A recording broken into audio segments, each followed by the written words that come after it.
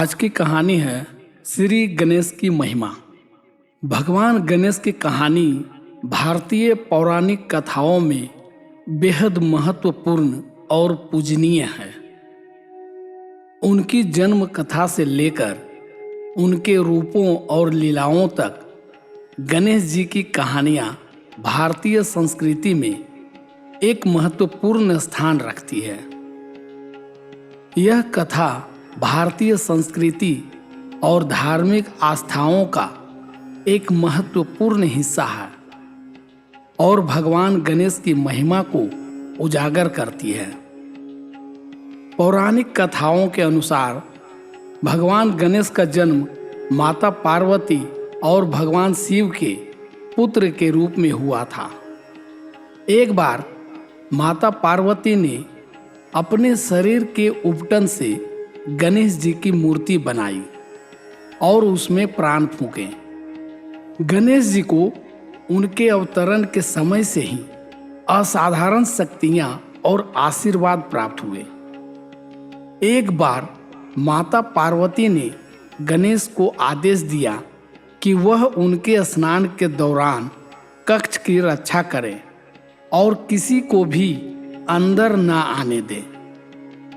उसी समय भगवान शिव जो जंगल से लौट रहे थे, पार्वती जी से मिलने के लिए उनके कक्ष में प्रवेश करने का प्रयास किया, लेकिन गणेश जी ने उन्हें प्रवेश करने से रोक दिया क्योंकि उन्हें अपनी माता का आदेश था।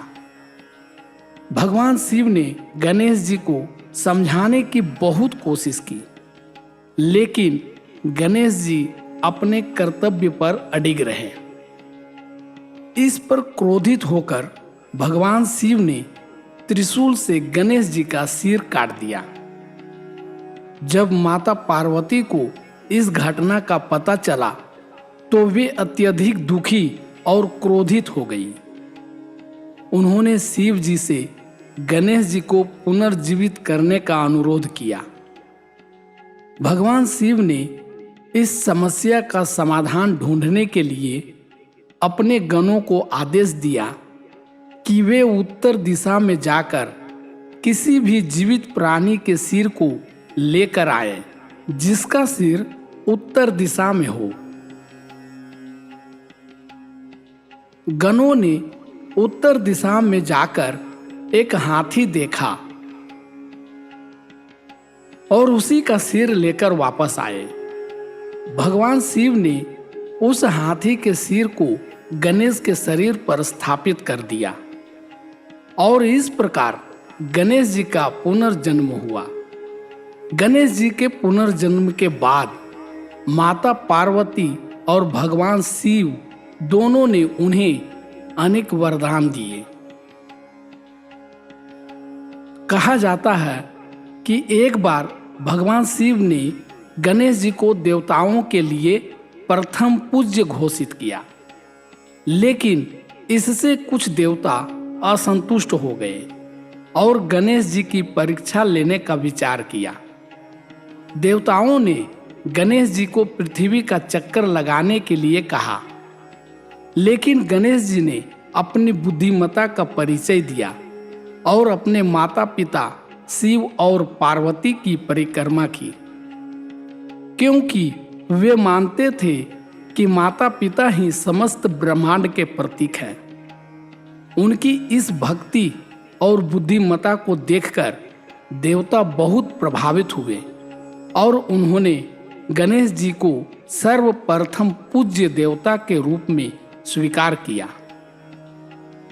इसके अलावा गणेश जी को विघ्नहर्ता यानी सभी बाधाओं को दूर करने वाले देवता के रूप में भी प्रतिष्ठित किया गया। गणेश चतुर्थी भारतीय धर्म और संस्कृति का एक प्रमुख त्योहार है, जिसे बड़े हर्षोल्लास और श्रद्धा के साथ मनाया जाता है। यह त्योहार भगवान गणेश के जन्म दिवस के रूप में मनाया जाता है, जो बुद्धि, समृद्धि और शुभता के देवता माने जाते हैं। गणेश चतुर्थी की कथा और महत्व को विस्तार से समझना हमें इस त्योहार की गहराइयों को समझने में मदद करता है। गणेश चतुर्थी का प्रचलन बहुत पुराना है। यह त्योहार सबसे पहले महाराष्ट्र में बड़े पैमाने पर मनाया गया। बाद में लोकमान्य बाल गंगाधर तिलक ने इसे ब्रिटिश शासन के खिलाफ संघर्ष में जन जागृति के माध्यम के रूप में अपनाया। उन्होंने इस सार्वजनिक रूप से मनाने की शुरुआत की, जिससे यह एक राष्ट्रीय उत्सव बन गया। गणेश चतुर्थी के दौरान लोग बड़ी संख्या में इकट्ठे होते हैं, जिससे उनमें एकता और भाईचारे की भावना बढ़ती है। भगवान गणेश को बुद्धि, ज्ञान और समृद्धि के देवता के रूप में जाना जाता है।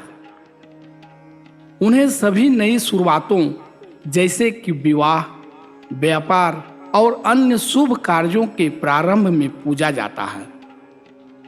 उनकी पूजा करने से व्यक्ति की सारी बाधाएं दूर हो जाती हैं और उसे सफलता प्राप्त होती है। गणेश जी का वाहन चूहा है। यह इस बात का प्रतीक है कि वे जीवन की सभी नकारात्मक शक्तियों और अवरोधों को नियंत्रित कर सकते हैं।